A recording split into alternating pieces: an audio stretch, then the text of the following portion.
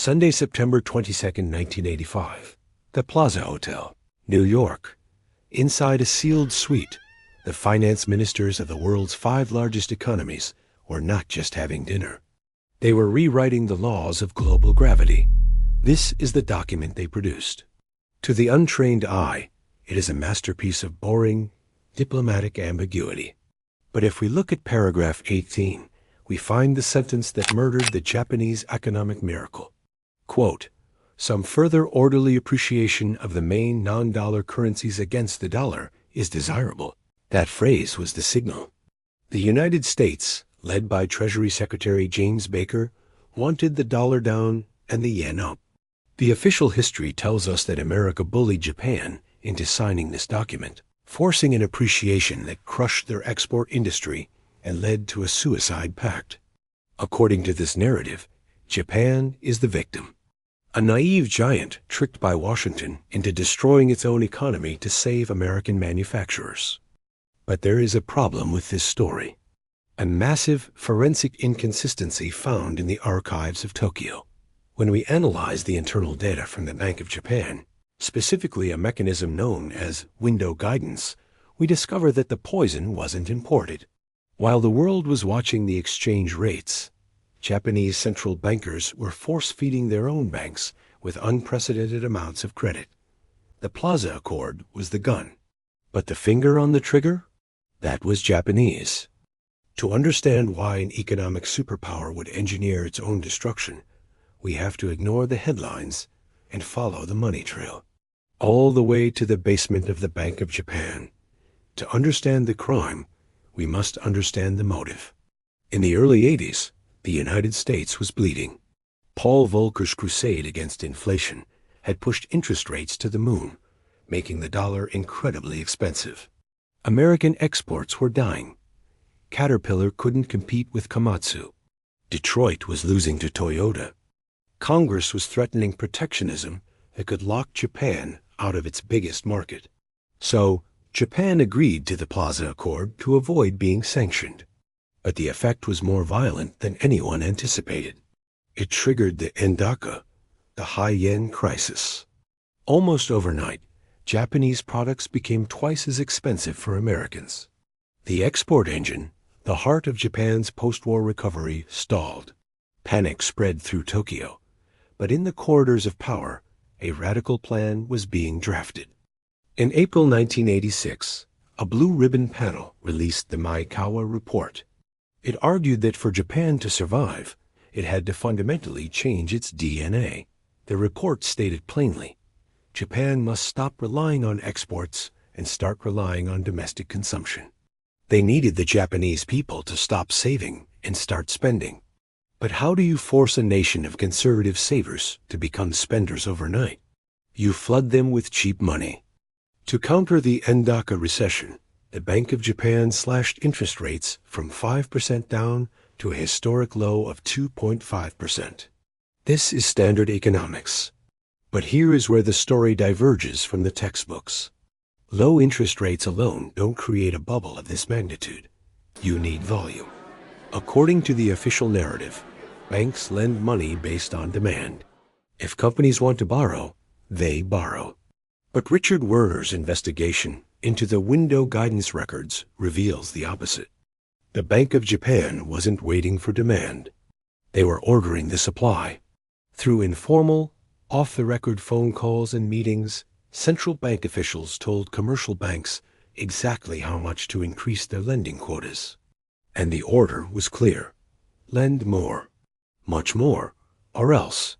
The result of this credit flood was not an industrial recovery, but a hallucination. Japan entered the era of the bubble economy. Reality was suspended. Corporate expense accounts became infinite. Golf club memberships traded for millions of dollars. The statistics from this era sound like fiction. At the peak in 1989, the land value of the Imperial Palace grounds in central Tokyo was estimated to be worth more than the entire real estate of the state of California. Japan wasn't just buying the world. It was buying the logic of capitalism and rewriting it. But behind the glamour, the banks were desperate. Because of the window guidance quotas we discussed, they had to lend money to meet the central bank's targets. They were chasing customers. One banker recalled begging a local school teacher to take a multi-million-dollar loan for land speculation, just so he could meet his quota. Then the music stopped. In December 1989, a new governor took charge of the Bank of Japan, Yasushi Mino. Unlike his predecessors, Mino didn't believe in the bubble. He believed it was a cancer destroying Japan's soul. Mino raised interest rates, once, twice, then again. He didn't tap the brakes, he slammed them. The stock market crashed. Real estate values vaporized. But Mino didn't stop. When asked about the collapsing economy, he famously replied that he wanted to see land prices fall by 20%. Here lies the great historical debate. Why did the Bank of Japan crush the economy so violently? The mainstream view, the incompetence theory, argues that the central bank simply made a mistake. They were too slow to raise rates on the way up and too aggressive on the way down. They were clumsy. However, the archival evidence suggests a darker possibility. Richard Werner and other revisionist historians argue that this was a controlled demolition. The goal of the Maekawa report was to break the power of the traditional Japanese conglomerates, the keiretsu, and open Japan to American-style capitalism. The bubble had made these conglomerates independent of the banks. They didn't need to listen to the bureaucrats anymore. To regain control, the Bank of Japan needed a crisis that would force the corporate giants back to their knees, begging for capital. If this theory is correct, the lost decade was not an accident. It was the price paid for structural reform. The economy was sacrificed to modernize the system. As the dust settled in the early 90s, the party was over. The hangover would last for 30 years. The crash revealed a new, terrifying economic phenomenon. Economist Richard Koo called it a balance sheet recession. Japanese companies weren't bankrupt in the traditional sense. They were insolvent.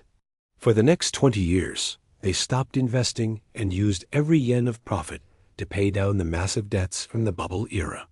Japan stopped growing because it was busy paying for the sins of the 80s. But Japan's tragedy became the world's textbook. When the 2008 financial crisis hit the West, Ben Bernanke and European leaders didn't look at the 1929 depression. They looked at Japan in 1990, the zero interest rates, and massive money printing known as quantitative easing were tools invented in Tokyo out of desperation. Japan was the laboratory. The rest of us are now living in their experiment. There is one nation, however, that studied the Plaza Accord not as a manual, but as a warning: China. The leadership in Beijing is obsessed with this history. They believe the Plaza Accord was a weapon used to decapitate a rising challenger. This is why China refuses to fully float its currency or open its capital accounts prematurely. They looked at the ruins of the Japanese bubble and decided, we will not be the next Japan. The ghost of the Plaza Hotel haunts every trade negotiation between Washington and Beijing today. In the end, the Plaza Accord was more than a meeting. It was the moment the global economy shifted gears.